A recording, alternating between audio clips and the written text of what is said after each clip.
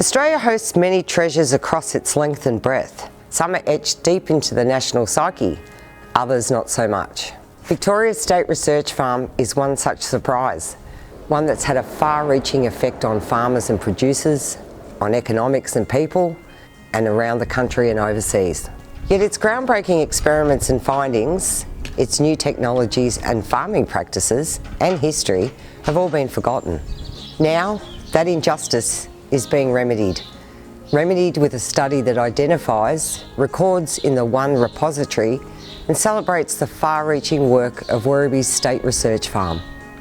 And not just the experiments and findings and efforts to share them, but also, and perhaps most importantly, its people.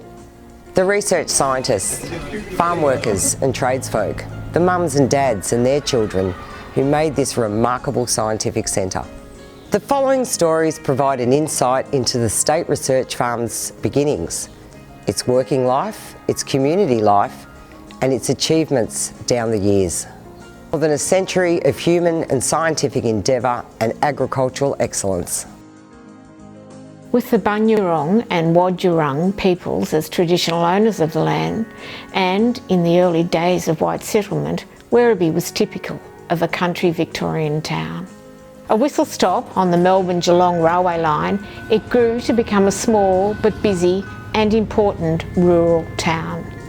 Its economy and commercial hub was underwritten by the enterprises of crop, sheep and cattle farmers as well as vegetable gardeners.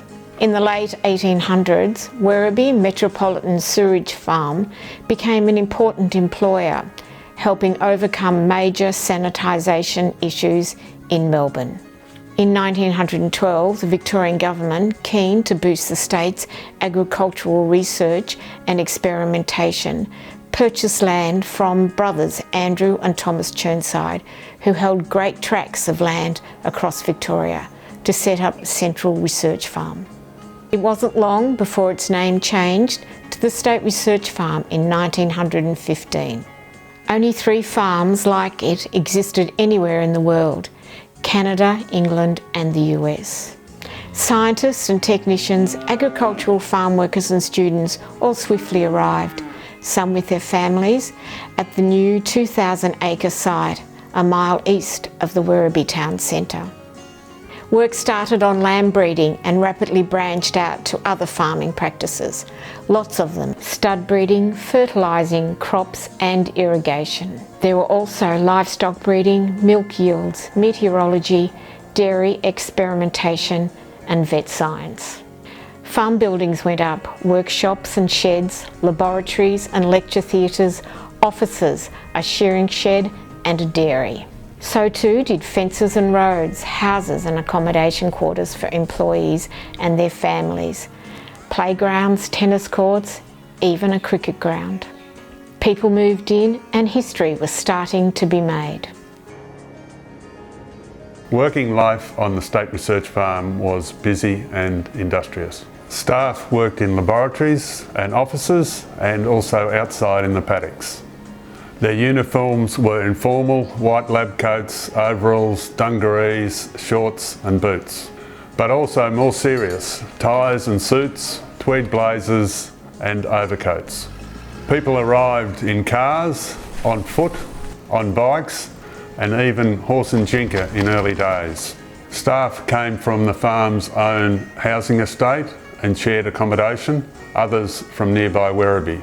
The work itself ranged widely from the sweat and grime of physical and mechanical efforts through to scientific interrogation, experimentation and application. Executives and researchers gathered in meetings and at field days with agricultural farm workers and technicians. Extension officers took off to farmers and their properties across the state to share their knowledge of better farming practices.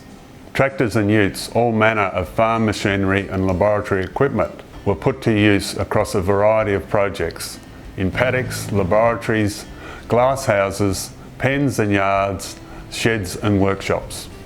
Cattle, sheep, poultry and pigs were part of the processes to enhance their growth, performance, output and to advance medical science.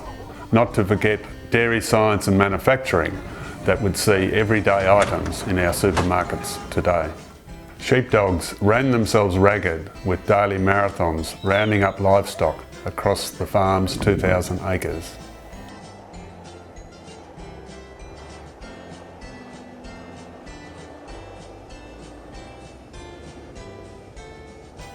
Life wasn't easy, but a busy daily schedule kept research farm families on their toes.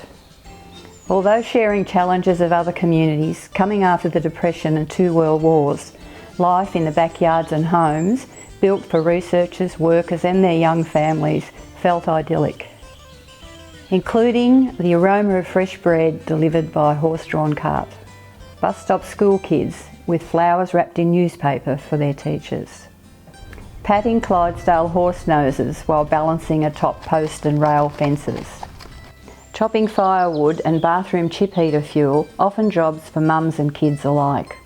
An outdoor wash house was labour intensive until the excitement of a single tub washing machine. Clothes hung across the backyard on wire strands hoisted into the air on a wooden prop.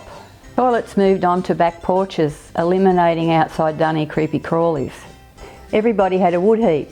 Houses often had wood boxes adjoined to access the logs, avoiding cold or wet weather. And not everybody had a car or phone.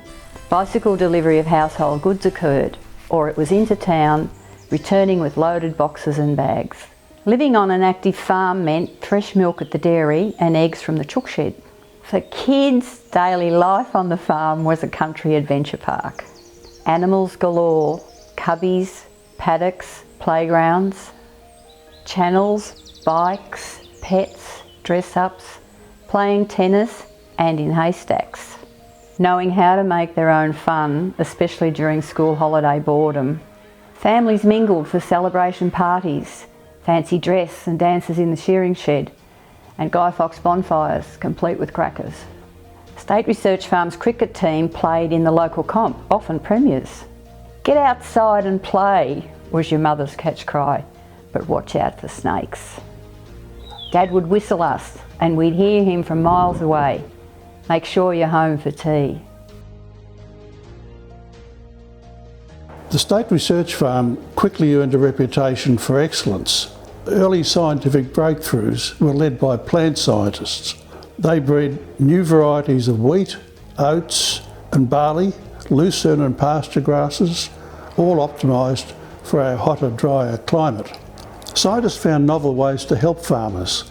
In the 1930s, the Better Farming train showcased experts in different carriages, loaded with samples of live animals. This showstopper influenced farmers at hundreds of towns around the state.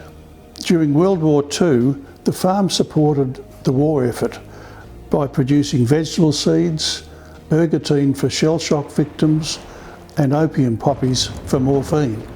Australian Women's Land Army were trained in farming practices, and University of Melbourne agriculture students lived on the farm for a year. Post-war research was led by animal scientists, engineers and dairy technologists. Major breakthroughs of special benefit for humans included things like artificial breeding for farm animals, leading to better outcomes in human fertility programs, heart surgical advances from pig research, tractor safety and irrigation efficiency, spreadable butter, flavoured yogurts, enhanced milk drinks and dairy desserts, all developed by the Dairy Institute. The Dairy Institute taught cheesemakers from all over the world. It expanded in 1988 to become the Food Research Institute, and now it's the CSIRO Food Innovation Centre.